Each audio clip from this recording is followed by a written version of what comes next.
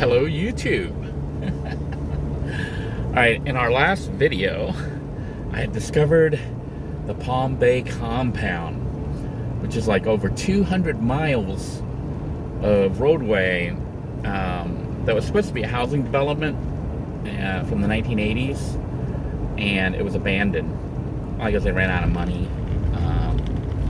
Anyhow, that whole area had a bunch of roads that were already made out and cul-de-sacs and whatnot, and they made all the roads but then didn't do any construction. So it was kind of abandoned. People own individual lots, and they still do own those lots, so they're privately owned.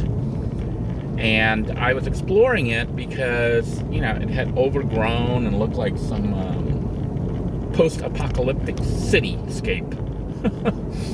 And since I was living in the van, I needed a place that I could kind of set up a home base, because I was concerned about trying to sleep in the city because of police and whatnot. You know, I had already had some experience living in a van before when I lived in Jupiter, so I know about the police knocks and whatnot.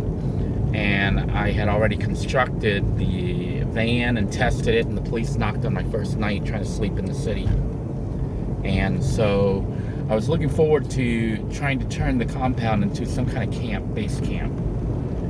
Now, what I didn't know was that even though the compound looked like it was deserted, it was actually pretty busy, especially on the weekends.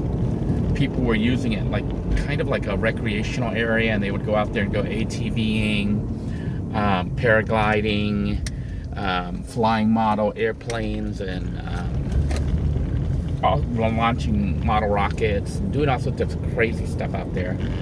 In addition to helicopters, we're using it as a practice area, and it was just kind of a crazy area. People would go out there and shoot their guns and race their cars. I didn't know that at the time, so I drove around the compound and tried to find some spots that were potential camp areas. And at first I was a little bit scared of going in really deep, so I found a spot that was like a road that was like a U road. You know, it had two parts. You know, it kind of curved in and came back out, and decided to try to camp out there and test out my my camper van. And I was a little bit naive at the time, because I thought you could sleep, you know, out there in the wilderness with the doors open if you had mosquito netting. This is Florida, and you know, we have lots of big mosquitoes, but I thought that mosquito netting would keep that out and I would be safe out there at the compound. What I didn't know at the time was that there are wild animals like panthers and, you know, alligators. I knew about alligators living in Florida, but I didn't know about panthers and some other animals that lived out there, and wild boars and things like that. So my first camping experience, I went and I pulled into that U-shaped road near the front entry area of the compound, and did it in the evening, so it wasn't too bad. When I pulled in, it was still light. Then at night, you know, I opened the door and let the wind blow through, so it was really nice. I had a really nice breeze. My bed was right next to the door that was open, and I had a mosquito net to keep, you know, the mosquitoes out. And that first night was kind of a little bit spooky because it got really dark in the compound. There's no lights or anything, and you can hear all the animals out there making their noises. But then what happened was, the next morning when I woke up, there was this creature that had his face, because I was sleeping right by the door, the open door with the mosquito net between me and the outside world. And I woke up and there was a creature right at my face level staring at me.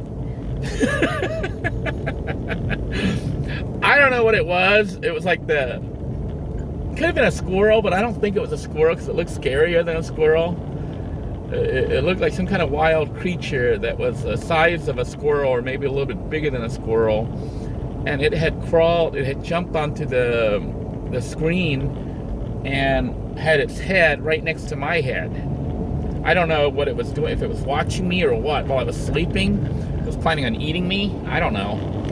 All I know is I woke up and there were these eyes and these fangs and stuff right in my face.